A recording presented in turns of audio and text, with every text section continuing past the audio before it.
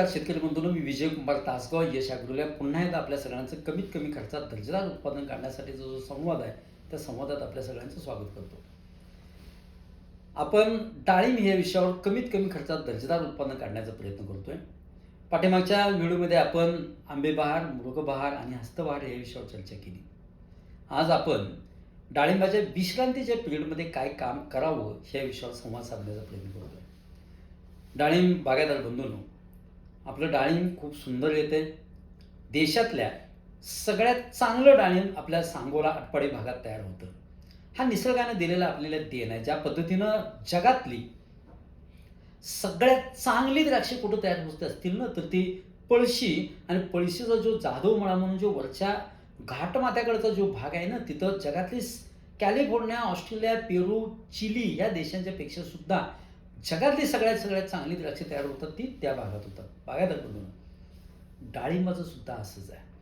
Sangola proper विभागात जी द्राक्षे डाळिंब तयार होतात ना, ते जगातले सगळ्यात चांगली डाळिंब तयार होतात. मार्केटला आपण पाहतो की इतर राज्यांना कमी समजतोय अशातला भाग अजिबात नाही आहे, पण आपलं मोठेपण आहे ते आपल्याला नक्की सांगावंच लागेल. सांगोला भागातला डाळिंब हा जगातला सगळ्यात चांगला डाळिंब तयार होतो.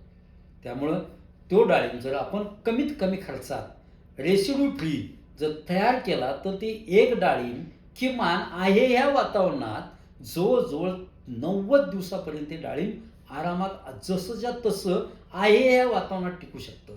जर त्याला डिफ्रीज केलं तर त्याचा कालावधी 1 वर्षापर्यंत सुद्धा प्रिझर्वेटिव्ह कॅपॅसिटी म्हणून जाऊ शकतो.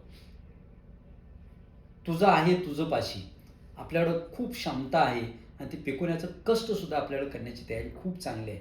बागायतदार बंधूंनो, आज आपण डाळिंब ह्या विषयात विश्रांतीच्या पिरियडमध्ये किती कमी खर्चात काम करता येतं ह्याच्यावर संवाद साधतोय.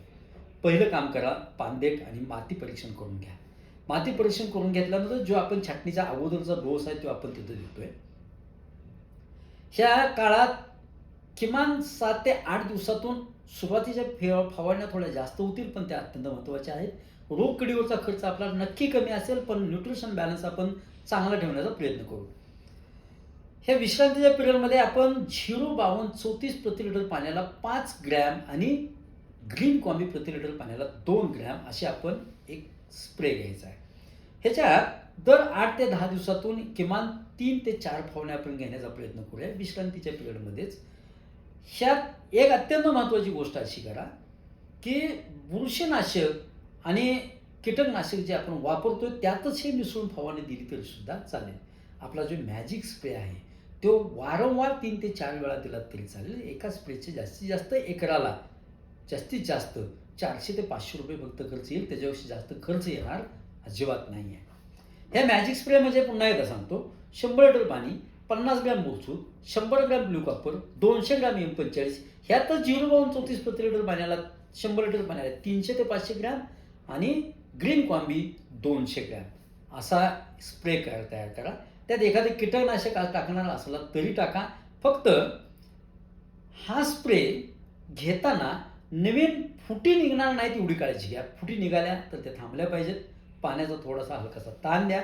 फुटी निघणार नाहीत, निघाल्या तर त्या काढून घ्या.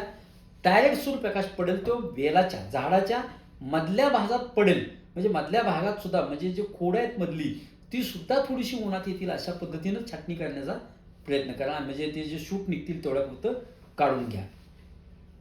ह्याच काळात जर कुठेतरी ठिपके पानावर करप्याचे जर दिसत असतील तर एक वेगळा स्प्रे घ्या. वेगळा म्हणजे मॅजिक स्प्रे तयार करा आणि त्यात 100 लिटर पाण्याला 50 मिली कासूबी फक्त घाला आणि त्याची एक फवारणी घ्या. ठिपके सगळे बंद होऊन जातील.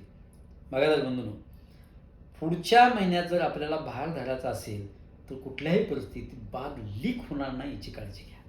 आणि जर लीक होते अशी वाटली तर युरोप नसेल तर 100 लिटर पाण्यासाठी 100 ml लिव्होसील आणि 0,050 प्रति लिटर पाण्याला 5 ग्रॅम अशी एखादी फवारणी आपण करून घेऊया.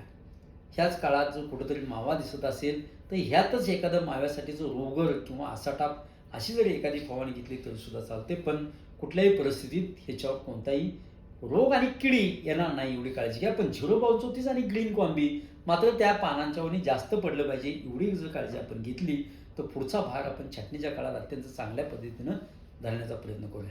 बागायतदार बंधूंनो, माती पाणी परीक्षण करून घ्या आणि तिथून पुढच्या खताच्या, सल्फ्युरिक ॲसिडच्या, सल्फरच्या ज्या गोष्टी आहेत त्या आपण बरोबर टप्प्याटप्प्यानं पुढं जाण्याचा प्रयत्न करूया. संवाद कसा वाटतोय नक्की कमेंट बॉक्समध्ये सांगा. नक्की आवडला संवाद तर नक्की लाईकही करा. माझी विनंती आहे की डाळिंब या क्षेत्रात आपण काम चालू करतोय. जास्तीत जास्त डाळिंब बागायतदारांपर्यंत पोहोचवण्याचा प्रयत्न करा.